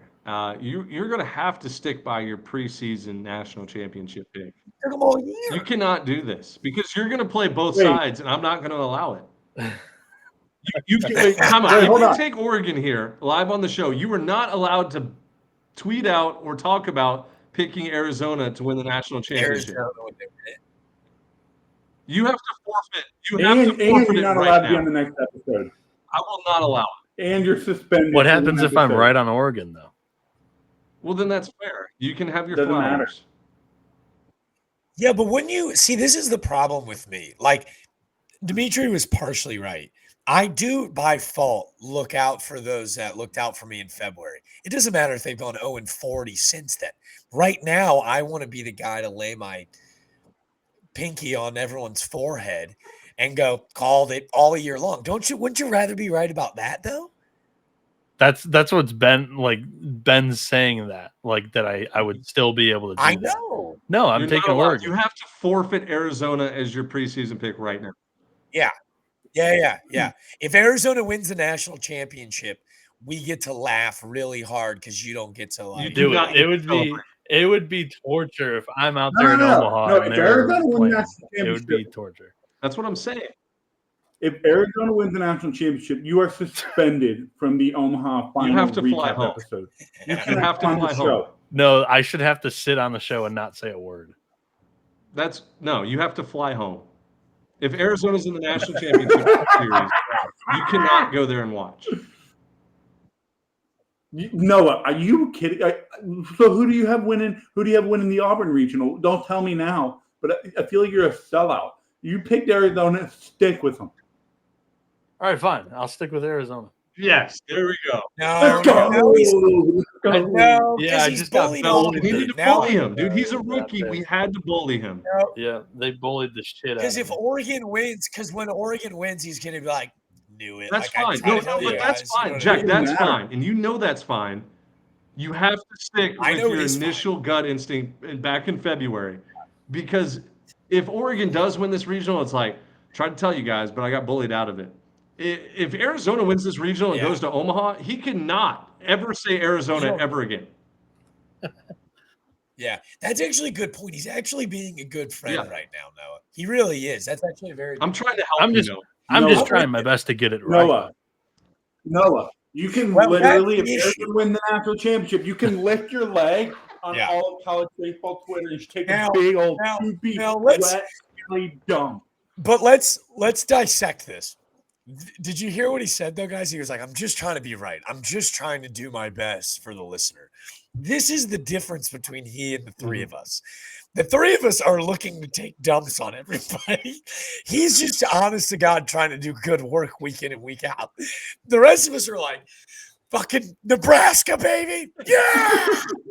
Right? Like we're looking for the 5-run homer. Noah's just gonna single us to death. I do think I just figured out the dichotomy and maybe the issues of me being a loser stuck in a loser's body, but you envy the fact that he did a good job. I'm trying to hit a walk-off solo shot down by 2. That's literally what I'm trying to do in the A ninth. walk-off I'm trying to hit a solo shot walk-off down by bomb 2. down by We're down 2. 2 right now, Noah, and we're all trying to hit solo shots. All right. All right. We don't need base runners. Arizona is now the pick out of the Eugene Thank you. region. Thank you. Stick by it. There you go. Welcome back.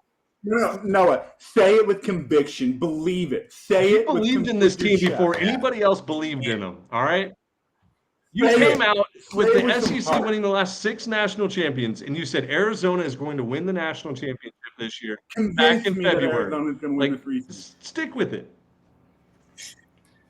Arizona now has their opening day starter in the bullpen. They have Casey Hintz. They have Tony Pluta in the pen. The weekend rotation's good enough as they added Raul Garezar. Prove me that I was wrong. Yeah. My gut reaction instinct out of the Eugene Regional. Prove me that I was wrong. Thank you. Arizona to Omaha. Yeah. Thank you. Yeah, terrible pick. Terrible pick. I'm taking Oregon. Ducks fly together. Oh, The Fighting Mighty Ducks. I'm switching my pick. Give me Oregon. no, I'm just kidding. not allowed Give to me- switch. All right. I'm taking Cal All right, Poly. let's I'm move taking over Cal to Poly. Baton Rouge, Louisiana State University. The Tigers, 6 overall seed. They're hosting the Little Rock Trojans as the 4, Rhode Island Rams as a 3, and the Dallas Baptist Patriots as the 2. I have deemed it as many people have as the easiest regional, and I think we say that gut reaction because hey, there's no Power 4 team in there other than LSU. I did my research, all right? And this might be foreshadowing to my national championship pick, but every 8 Omahas, every 8, a mid-major wins the national championship. What criteria do they fit, you ask? Well, they're preseason ranked, top 25. They go through a stretch during the point of the season where people count them out. They don't win their conference tournament, and then they show up and get a huge break in regionals and carry that momentum to supers and to Omaha.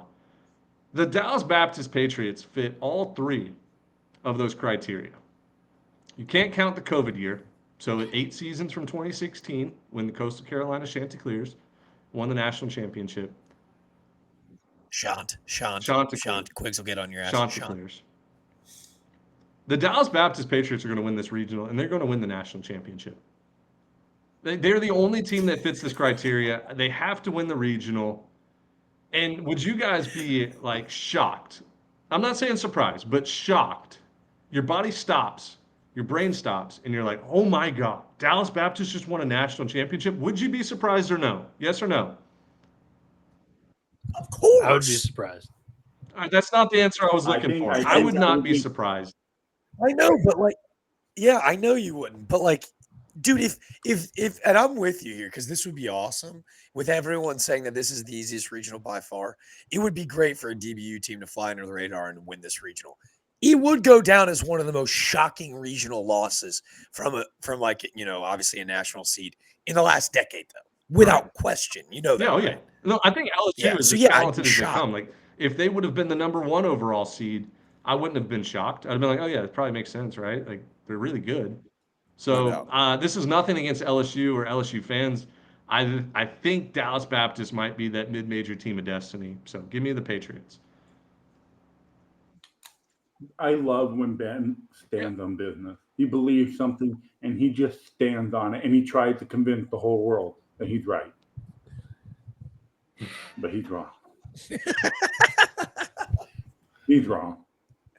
LSU is going to win this regional. I think Rhode Island beats Dallas Baptist game 1. Let me tell you guys how this is going to go. Rhode Island is going to upset Dallas Baptist game 1. Little Rock is going to take a 2-0 lead in the first. We're going to tweet 30 eyeballs with a video of Little Rock taking the lead over LSU. LSU is going to take a 14-2 lead by the 4th inning. I've seen that episode before. That's a good call, Dimitri. I've seen it before. I'm also going LSU.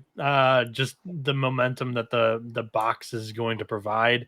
They're playing the early game on Friday, and you can bet your ass they're going to be playing the late game on Saturday night, and that place is going to be a madhouse for Dallas Baptist. Best 1-2 punch in the country. LSU gets 2-0, and they've got also a really good bullpen, a much better bullpen than I think Dallas Baptist has, and I think that's able to get them through the regional. So I'll go Tigers. Let's make something very clear. I like where your head's at, and Ben and Dimitri, y'all been doing this a long time. I'm not so sure Cade Anderson and Anthony Ianson give up 2 runs the rest of the season. That's how good they are. Add Chase Shores, who casually sat 100 miles per hour, touched 102, 40-plus pitches in the SEC tournament. This team has got Omaha, has got Natty tattooed on their forehead. To Ben's point, it'd be great for the sport. It'd be insane if that happens, but this team's got too much juice. It's going to set up a Tiger Super, and it's going to be nutty in the box in a week and a half time. Stony Brook and Coastal said the same thing. Dude, I would love. I mean, it'd be awesome to be wrong. I'd be sick. I'm just telling you. I think LSU wins this regional. I think their 1-2 punch is pretty. I don't want to say foolproof, but it's pretty close to win this regional. But team that you least expect, and it's been happening in the last 15 years of Stony Brook and Coastal Carolina walking into Alex Box. I can see where Ben is coming, and I'm telling you right now, it's possible. Ben, you want me to make you feel better? Please. About your pick? I already have 4 mid-majors advancing, and DBU is not one of them. So this will be the one I miss on. So your congratulations. I've gone fishing for a shit ton of mid-major love here. The fact that I didn't pick this one really amplifies your probability there. Appreciate so congrats. Yep. All right, so Jack hinted at it earlier. The Tiger versus Tiger Super Regional, the Death Valley potential Super Regional between Clemson and LSU. We'll go down to the 11 overall national seed Clemson Tigers. They are hosting the 4 seed USC Upstate Spartans. Kentucky Wildcats is the 3. West Virginia regular season Big 12 champs. Mountaineers is the 2. This is another regional, fellas, where I think it's going to get messy. And I think I'm going to guarantee a game 7 out of this regional. I don't think a team is going to clean sweep it. And it starts with Upstate. My bold projection is that the USC Upstate Spartans are going to win Friday against Clemson. I think that with Clemson throwing Titsworth, LOL, haha, JK, Friday, and not Knack, like, or however you pronounce his last Knock. name. What is it? Canuck. Knock. Canuck. Canuck. I thought it was Canuck. Canuck. I think that's a recipe for disaster. Like, you cannot overshadow this Upstate offense, a team that's led by the older brother of one of their teammates in Kane Sweeney, a guy I played against in the OVC back in 2014. They won the regular season Big South Championship. They won the tournament, and now they're sitting pretty in a place that they're very familiar with, just down the road in Clemson. I do think Upstate wins Friday against Clemson.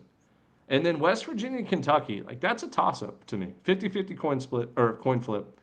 I don't love either team, but I don't hate either team. Depends on which team shows up. So my pick for the regional championship, I think a 4 seed does it this year. And if I had to bet on a 4 seed, it would be the Upstate Spartans. So we're going to have Dallas Baptist hosting a super regional against Upstate. That's my bold prediction. I waited all show to have it. Here we go. Y'all tell me I'm dumb, whatever. The NCAA will call somebody to make sure that super regional does not happen. They will lose so much money if Alex Bach is not hosting a super, or Clemson is not Imagine hosting a super super regional on Flow Sports. It's probably ESPN. They probably have rights to it or something. No, the postseason is under. Yeah, the postseason is not. I thought it was a funny joke. I'm really happy. I'm really happy, but I'm really mad Ben just did that because I had Upstate winning this regional.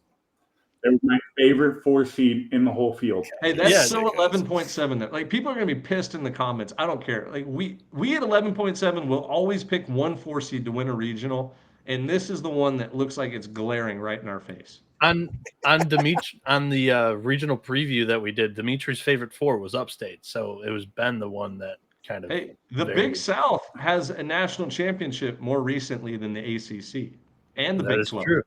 That is true. Oops. That is. Yo. Only one guy in this podcast played the Big South. Only one guy in this podcast beat that team hypothetically in 2016. Hey, buddy, your High Point Panthers are at home on the couch. You can stay over there Charleston with them. Southern. I didn't play I have the talking pen. I didn't play at High Point. Your favorite team. That's one of your favorite teams that you latch on to. Charleston Southern Buccaneer beat them on Friday night. Take your pen, shove it up your hat. Pen holder. Your arse. Your Pen arse. holder. Anyway, I love Upstate. I think they can win Friday night. I think Clemson is very susceptible. I think they're a very good team, but their bullpen has been really bad. Like, really bad. I think they've just been getting away with a good offense and some breaks going their way. West Virginia, they're fraud. There's no other word to just say it. They won 40 games against one of the weakest schedules in the country, lost every opportunity to prove everybody wrong. They couldn't do it. Home sweep against Kansas to end the season, lost on the road at Kansas State. They had opportunities to prove people wrong, and they didn't do it. Kentucky shouldn't even be in this field with 13 SEC wins, but here they are. Perfect recipe for disaster in Clemson, South Carolina. Give me the Upstate Spartan. I went with West Virginia as my favorite 3 to win a regional during the regional preview. I've changed my mind. I'm taking Kentucky to get out of the Clemson regional. The biggest reason for that was I looked. West Virginia's got one of the worst fielding percentages in the field of 68 or field of 64 this year. You want to know who has the second worst fielding percentage in the field of 64? Is USC Upstate. One of the best defensive teams in the country is Kentucky. And to me, why I weight that so heavily in this region specifically, more than a lot of others, is that every time your pitcher throws a ball at Doug Kingsmore Stadium, you hear the Venga Boys. You hear "We Like the Party." Do do do do do do do do do do do do do. That song just gets stuck in your head, but also it's like a bubbling cauldron. That's one of the most rowdiest places. Like they're right on top of you. It feels like, and you got to play good defense because Clemson's like never going to go away. I compared them to like a Mexican fighter, a boxer, because they're going to just stand in front of you, walk towards you, and you've got to beat them because they're not going to go away. And I think they're well suited to play that style of ball too. And I think they've got the best starting rotation in the regional. So give me the Wildcats. I do think dating back to last year, and Dimitri so politely brought them back up. High Point had Clemson on the ropes before they ended up winning in that elimination game the very next day. So I do think Upstate is going to give Clemson everything that they can handle. I do think Clemson's back end of their bullpen is the difference maker in this regional. What I do think is really fun about these four teams is that I think this is going to be the most exciting regional across the board. Like I think every single game is a dogfight because of the way that they play. West Virginia and Kentucky so similar in how they go about their work, and that game is so interesting to me because when they both show up to the ballpark and play their very best, I think they're both Omaha teams. Coach Mingione had one of my favorite quotes of the season so far. Going into the SEC tournament, they had quantified it. They had saw 9,147 pitches. That's 9,147 moments. And I think on the Paul Feinbaum show, no, I think you alluded to it. It's like 9,000 moments in a year. He goes, if 9 moments out of that 9,000 go our way, we're a top 5 seed in the SEC tournament. And that he's like just being realistic. So if they can just get a couple plays to go their way, they've lost so many one-run games. I could absolutely see them coming out of this regional. The reason I don't is because I think Clemson has been on the right side of that coin every turn for the most part this year. For whatever reason, they are so bought in.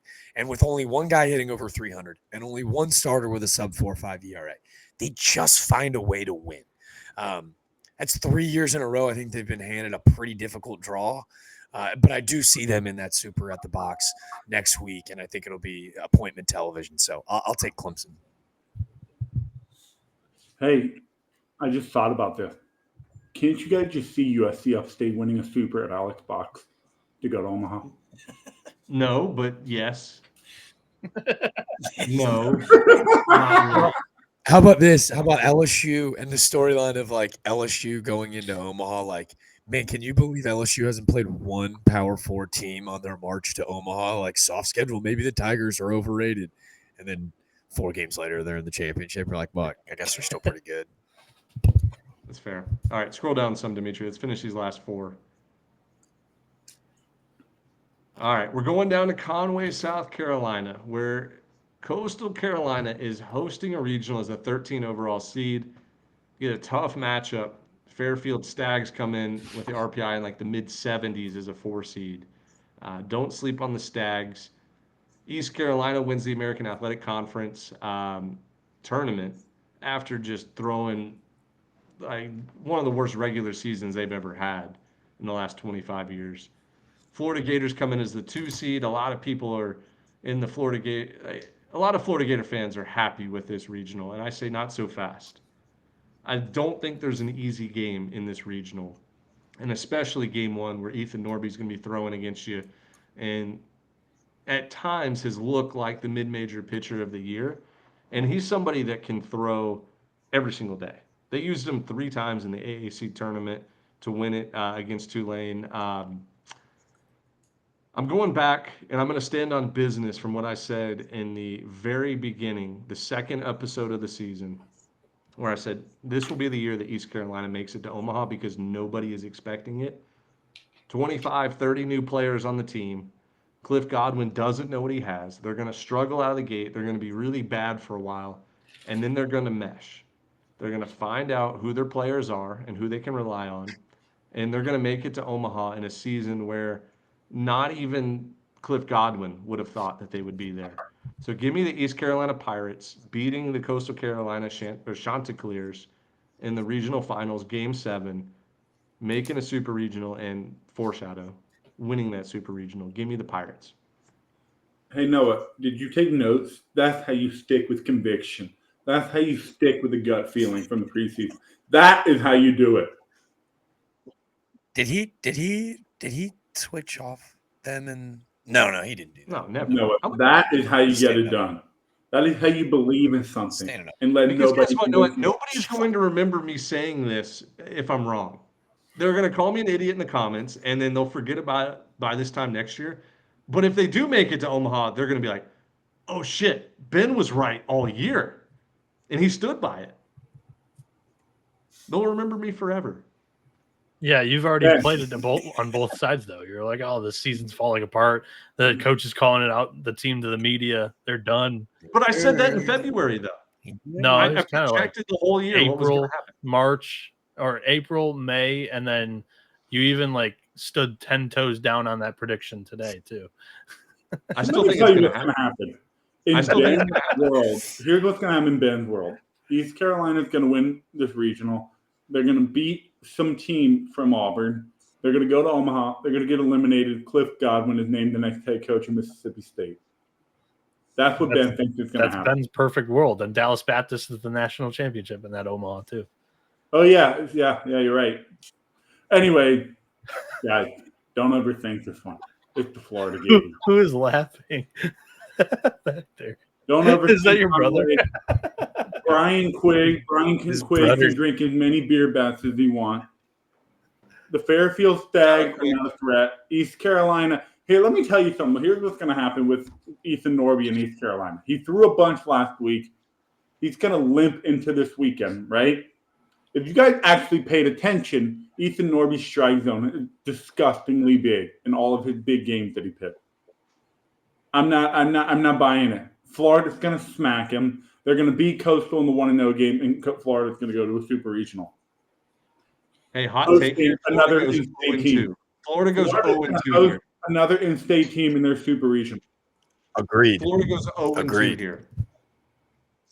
Agreed. I'm going Coastal. I think it's a strong pitching staff that is going to be able to get it done. I mean, same with Southern Miss. The story about Coastal forever has been they are really good hitting off, like really good offense, lack a little bit on the mound. This year, they're actually a little bit more balanced. The offense is actually the weaker link of this team this year, and the pitching's so strong under the new pitching coordinator and Matt Williams. And I think that Kevin What did you just call him? Pitching coordinator. Coach. This is minor league ball, dude. This is not minor league baseball. I'd go to their website. I think it's coordinator. Anyways, Coastal, they get it done because they have balance this year. Trust the process. Let's go. We've been saying it for the Chanticleers for years, since 2016. As long as they have a pitching staff, they'll be a super regional team.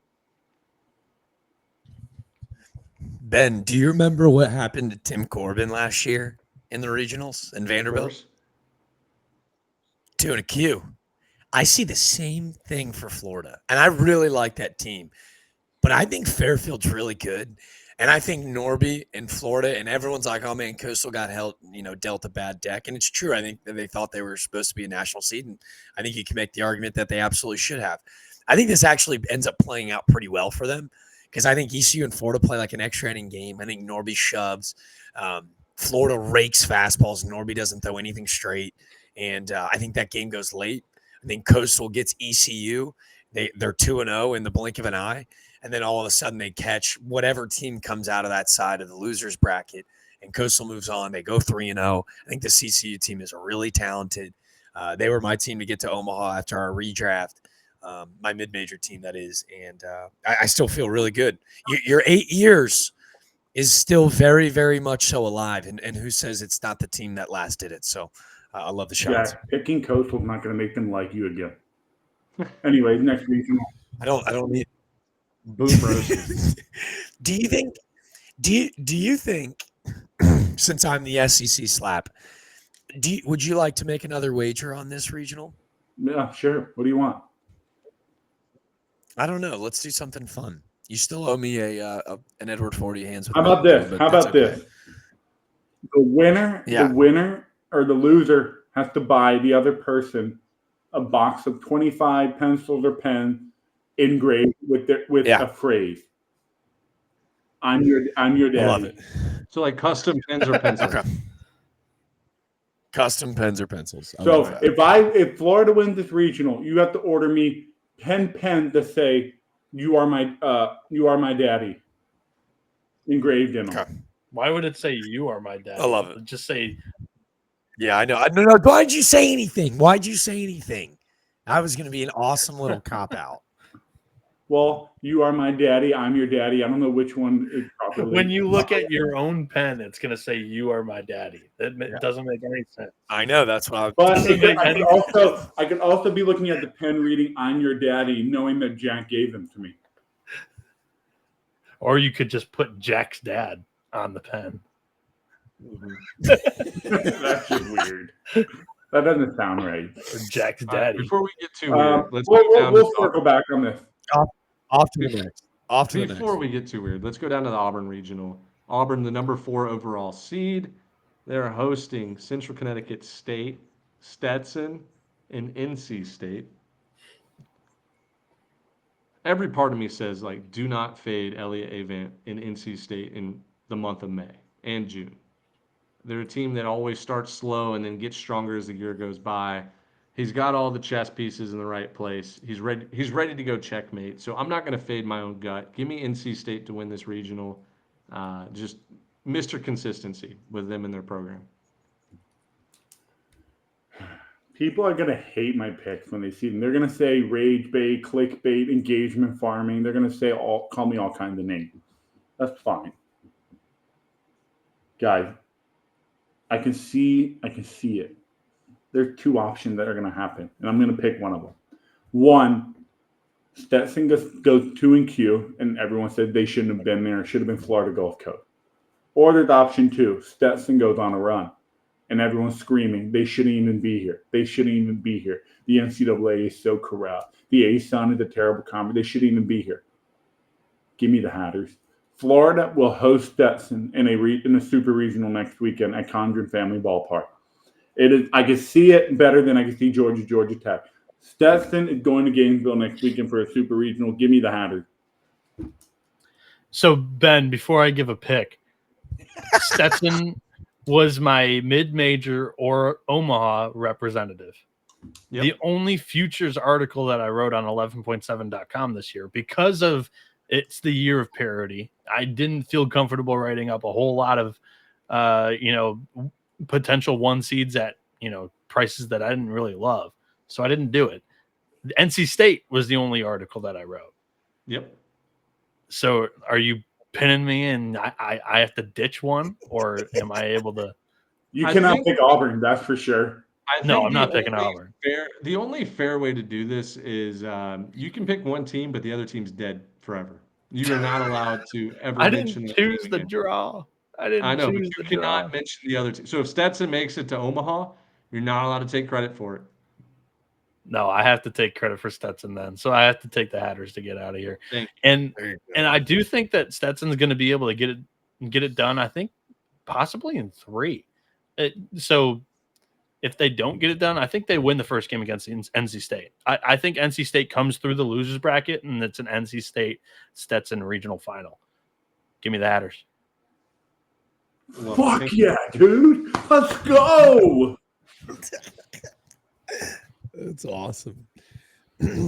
Yeah. Elliott Avant told me at the beginning of the year, he's like, this team's not good. We're no good. They're no good. Well, guess what? Elliott Avant and company are right back into the thick of things. I love this Wolfpack team. I love their bullpen. Bullpens win this time of year, and they got a really good one. So I'll take the pack. Pack 9. Let's get them back to a super. All right. Congratulations, Auburn, on the regional win. Yeah, congrats, Auburn. Auburn for sure wins in 3 now. Oh, they're going to win this regional now for sure. At least we understand what kind of jinxes we are. That's good. Yep. That's the first step. Let's move to the Knoxville Regional. Tennessee Volunteers getting that 14 overall seed against Miami, Ohio, another dangerous 4 seed. Cincinnati, which I know is a team that you either love them or you hate them. And then Wake Forest, very talented 2 seed. They put it together for a little bit, like a little stretch during the year, and they've shown flashes, but this isn't the 2023 Wake Forest team that could have. won the national championship. I'm not going to overthink it. I'm going to take the Tennessee Volunteers here.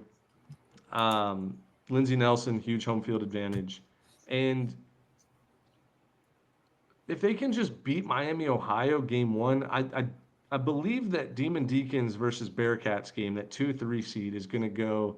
It's going to be a dogfight with a ton of pitching changes. They're going to throw every arm that they have, high scoring affair, and Tennessee is just going to be coasting in that 1-0 game. Marcus Phillips is about as good of a number 2 pitcher as you can get. So I'll take the Volunteers here to win the regional. Yeah, I don't really have many comments about this regional. I love Cincinnati.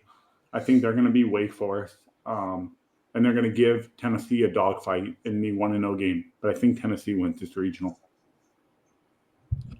I'm going Cincinnati. They're my favorite 3-seed draw. I'm sticking to that. They drew the worst fielding 1 seed and the worst fielding 2 seed out of the entire field of 64. To me, that's a dream draw when you play the style of ball like they've coined it, Bishop ball at Cincinnati, where they're not afraid to lay down multiple bunts in a game. They're going to steal a lot of bags. Hopefully, Landon Viderick is fully healthy, 100%. His injuries kind of lasted a little bit longer than even I kind of thought. He's leading their team in stolen bags by a lot this season. But even still, like Cincinnati has some pop in that lineup, and they play in a big park. Throw them in the shoebox that is Lindsey Nelson Stadium, and I think their power may play up. You look at that Kansas series, they out-homered Kansas, who's a very good offense, power offense, 12-3 in the 3 games in a very offensive park. Give me the Bearcats. I think I think they're going to be a surprise this weekend to a lot of people. Something else Tennessee. about that, Jack, before you go, time out, before you go, Jack, like something else, Tennessee cannot hold runners on to Yeah. save their lives. And like, And do Marcus not, Phillips would be game 2, and he's like the Yeah. kind of biggest culprit of it. So you just Cincinnati reminded against me of Phillips. all of that. And that's making me doubt my Tennessee pick. I'll stick with them, but because even if they lose a game, it's going to be hard to beat them twice. But if Cincinnati like runs on Tennessee, like I know they will, it could get really dicey. Yeah. I like Tennessee here. Ben, you're my baseball historian, so help me out. Shocker. Remember, I swear, one of these days I'm gonna find a way to teleport through these Zooms to beat your ass. But until then, Ben, what was Mark Payton's on-base streak at Texas when they rolled into the College World Series that year? It was, I think, 52 or 53, something like that. Wasn't it? It was something crazy, right? Yeah. I think Andrew Fisher to me becomes another guy where like this guy's reached on base every single game of the season. College baseball junkies obviously know who he is, but now the casual baseball fan will get to tune in and see Tennessee and make their run back to Omaha. And that guy's going to become a household name. Like what he's doing with that violent of a swing, the way that he reaches base as often as he does at high of a clip with the OPS, it's pretty remarkable, man. It's hard to call him an underrated superstar playing at the University of Tennessee, but he kind of is in a sense where his numbers are really stupid. So I like Tennessee to make a big run. Shock face, you're right, Riz God. I love them Rocky Top boys. So Tennessee to a super. No way. All right. Well, last regional picks goes down to Fayetteville, the 3 overall seed. Arkansas Razorbacks are hosting the 4 seed North Dakota State Bison. Creighton Blue Jays, one word Blue Jays, and the Kansas Jayhawks. Kansas, I think, comes into the regional play with a lot of hype. I think they're kind of, I don't want to call them America's team, but if you don't have a college baseball team, it feels like Kansas is the trendy pick here. At the end of the day, Arkansas is not going to lose 2 regionals back-to-back years. They get upset last year by Kansas State, extra innings, and then lose to SEMO in the elimination game. I think on paper and eyeball test, Arkansas might be the most talented team in the country. I'm hoping they put it together for 3 games and like let's get a Tennessee-Arkansas super regional matchup that the NCAA is begging for. I'll take the Razorbacks. Yeah, North Dakota State, nada. Creighton, congrats on a great year, but Xavier and UConn not getting in showed me Big East, Big least. with an L, if you didn't understand. And then Kansas. They can crank the hog in Lawrence, Kansas. They ain't cranking shit in Fayetteville. Give me Arkansas. What if Fayetteville has hogs? It's almost like Fayetteville doesn't have hogs. Like they call the hogs every game. What are you talking about? Woo, Cranking shit in Fayetteville. That was the college baseball version of Lakers in 5. That was actually really well done, Riscott. Round of applause. I'll go Arkansas. A lot of people will point to, hey, 2 Big 12 teams have knocked them off in regionals in the last 2 years. Yeah, but Arkansas has never had like this good of an offense, in my opinion. Even if they don't play to the standards of the #1 offense in the country, in years past, they were like not even a top 25 unit. So without as much pressure on a pitching staff that honestly this year, I don't think it's as good as it's been in years past, but it's still one of the deeper staffs in the country. I think Arkansas is able to get it done. And they win the Fayetteville Regional here. Let's go. I'm going to do it. I went the whole time, but I actually did wait for a bang. They're 20-32, guys. They're not good. They're not. But didn't SEMO have Arkansas on the ropes last year, Dimitri? What happened in that game? They eliminated them. They beat them. They knocked them out of the damn thing. I think North Dakota State goes into Vietnam, and they start a riot by winning on Friday night. And then they actually, this is just fact, they have a win against Creighton this year. I think Creighton upsets Kansas in the first game. It's a 4-3 winners bracket game on Saturday. And then they just have to find a way to win one game the rest of the way. You told me that we had to take a 4 seed. I've got the ugliest one, North Dakota State. That is the ugliest one. That plain and simple. By far. The ugliest one. Dimitri, we went fishing for some engagement, but damn it if this hits. Just give me one. Just you know one. What? Hey, respect. Just one. You said I had to do it. I did it last year. Bryant was our team. That felt like the most obvious one. I'm going to the least attractive 4-seed matchup on the board, and I'm just rooting for one weird weekend. Just one. If Arkansas does not come out of this regional and North Dakota State of all teams advances, Dave Van Horn will not be a hog for 5 days after this regional.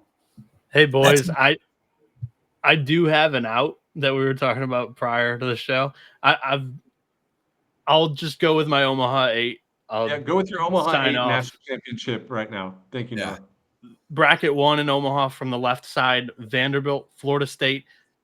I don't care about the Arizona prediction. I have North Carolina getting to Omaha. That's the super matchup for the Arizona Wildcats. And I have Coastal in Omaha. North Carolina wins that bracket. Florida State is the runner-up for me there. I think the left side of the bracket is the weaker side for sure. The right side, I did it. I have 4 SEC teams in the same bracket. The conference did expand, so it's not too crazy to have 5 and then 4 in one bracket. But I have Texas, Ole Miss in the bracket, but LSU winning the bracket. Arkansas is my runner-up. I have a North Carolina LSU College World Series Finals where the Tar Heels, they win it. Cool. Nice. Yeah. You can, I'll give everybody, I mean, North Carolina's 10-1 to win it. And my favorite pick here is that Cincinnati plus 850 to win a regional. Oh, how about to get to Omaha? Do you have any get to Omaha one? I don't think Ole Miss's price is bad, but they would have to go through Georgia. Ole Miss was plus 400 to get to Omaha. Florida State plus 275. I know it's like a gauntlet of a regional that a lot of people were talking about, but if they really do match up with Oregon State or TCU, I think Florida State's got the better starting rotation, and neither Oregon State or TCU's lineup is as threatening as Florida State's, in my opinion. Like that Florida State lineup is pretty dang good. So I'm going to go Knowles to get the Omaha plus 275. Nice. All right, Noah. Well, thank you for joining us. I know you have to go and do a different show right now, but yeah, thanks for having me, boys. It's been a blast, but I'll talk to you guys later. Have fun. Yeah. Good luck, everybody else that are going to be enjoy the regionals. And follow Noah on Twitter. He tweets out his daily picks, and they've been hitting like wildfires right now. So go follow Noah at Noah B Nick something something. I don't know. Thanks, guys. Noah B77 underscore. Noah, What? I want you What's to up? go on the internet and buy you an Arizona Wildcat T-shirt or a hat or something. Go on home field and buy an Arizona T-shirt or polo. Yeah. How about that? I always get gear of places that credential me, so I got to get out the Tucson ones. I have an Arizona I'll talk to you home guys field later. pullover for you. All right, cool. Oh yeah, See ya. yep. If Arizona All right. wins the national championship, he gets that home field pullover, huh? No, he can have it either way. I don't care. Oh, all right. All right, let's try to end the show here in the next 10 minutes. Let's run off our Omaha 8's and then our national championship picks, and then we'll sign off for the day. All right, so my Omaha 8, I have Southern Miss beating ETSU in the one super regional.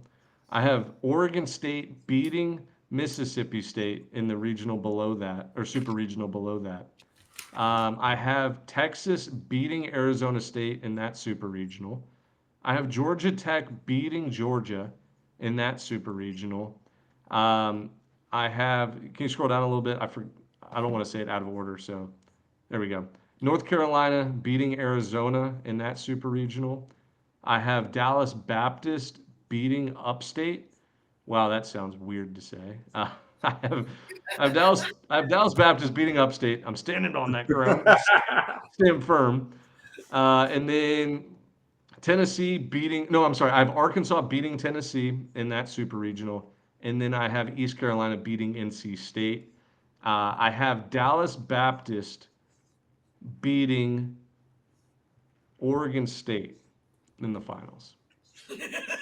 That's awesome. That's so amazing. good. That's so Yep. good. Hey, Ben, so just for the listeners, you have Southern Miss, Oregon State, Georgia Tech, North Carolina, Dallas Baptist, Arkansas, East Carolina. Who is the one team I'm missing from this part of the bracket right here? Texas. Texas is beating Arizona State. All right.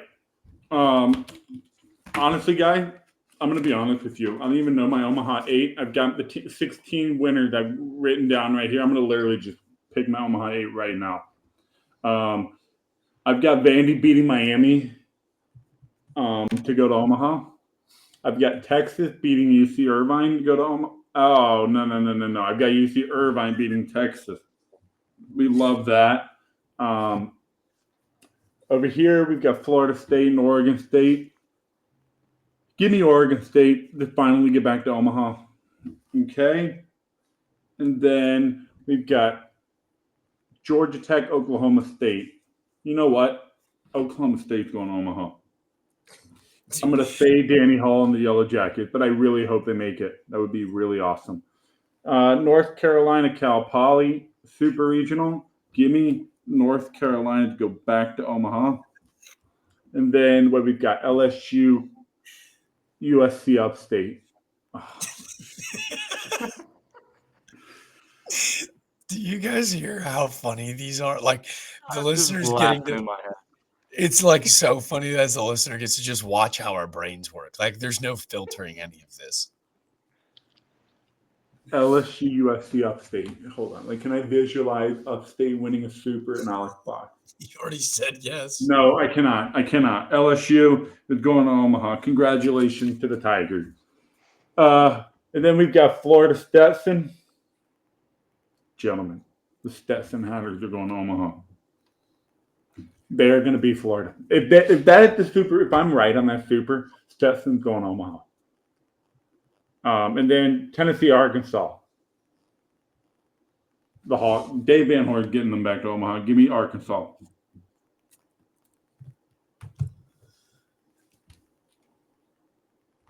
Are you gonna do you want to do your whole thing? Do you want me to go now? Wait, Yeah, what else Dimitri, am I supposed to who's do? your national champion and runner-up? Yeah. My national champion. You've already thought about it too long. Like, I Arkansas. can't, I can't take it seriously. Arkansas. Arkansas. Over who? Arkansas over who's on this left side? Vandy, Irvine, Oregon State. Oh yeah, good. It's easy. Arkansas over Oregon State in the national championship. They get their We revenge. both have the Beavers losing the national championship. That's great. They're going to lose in their freaking regional now. I think Arkansas over Oregon State, they get their revenge. All right, I'm switching to North Carolina. Dallas Baptist beats North Carolina in the championship. We can't have two Oregon State losers. Cannot happen. All right. Mine is really disgusting, but I love it all in the same breath. I've got Vandy over Bama. I've got Northeastern over TCU. I have Nebraska over Oregon, fulfilling the destiny of a Big Red Charles Schwab Field. I've got Coastal Carolina over NC State. They marked back in to Charles Schwab Field, hunting a national championship for the first time since 2016 and in Kevin Schnall's first year. On the other side of the bracket, I've got Texas, Georgia, LSU, Tennessee. So chalkity chalk on one side, and then on the other side, I've got Northeastern, Nebraska, and Coastal Carolina. I don't make the rules, guys. Oops. And for the national championship, Mike Glavin is going to raise a trophy, hoisting it for Husky Nation. Northeastern is going to win the national championship over the Georgia Bulldogs. Congratulations. Can't you see it? Everyone's going to be talking about, Tom Glavine and Atlanta and blah. Mike Glavine becomes a legend of the sport, and he takes Northeastern right into the chuck and wins an ad. The Georgia Bulldog faithful might do bad things to themselves if their two national championships in baseball were to lose to Fresno State in 08 and then the Northeastern Huskies, different type of dog, Bulldogs, Huskies. Yeah. In the baseball national, I think that would be evil work there, Jack. Jack, just to be clear again, we've got Vanderbilt, Nebraska, Coastal, Texas, Georgia, LSU, Tennessee. Who is the other team coming out of the Tallahassee Corvallis? Well, man, it was actually the team that I actually just said to win the national championship. You're right. Sorry. Northeastern. No, we buried the lead. It's okay. Northeastern. I just think it'd be so fun. So did I get that right?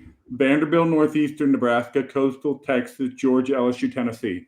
Yeah, it's going to be Then awesome. your Omaha 8's, Southern Miss, Oregon State, Texas, Georgia Tech, North Carolina, Dallas Baptist, Arkansas, East Carolina.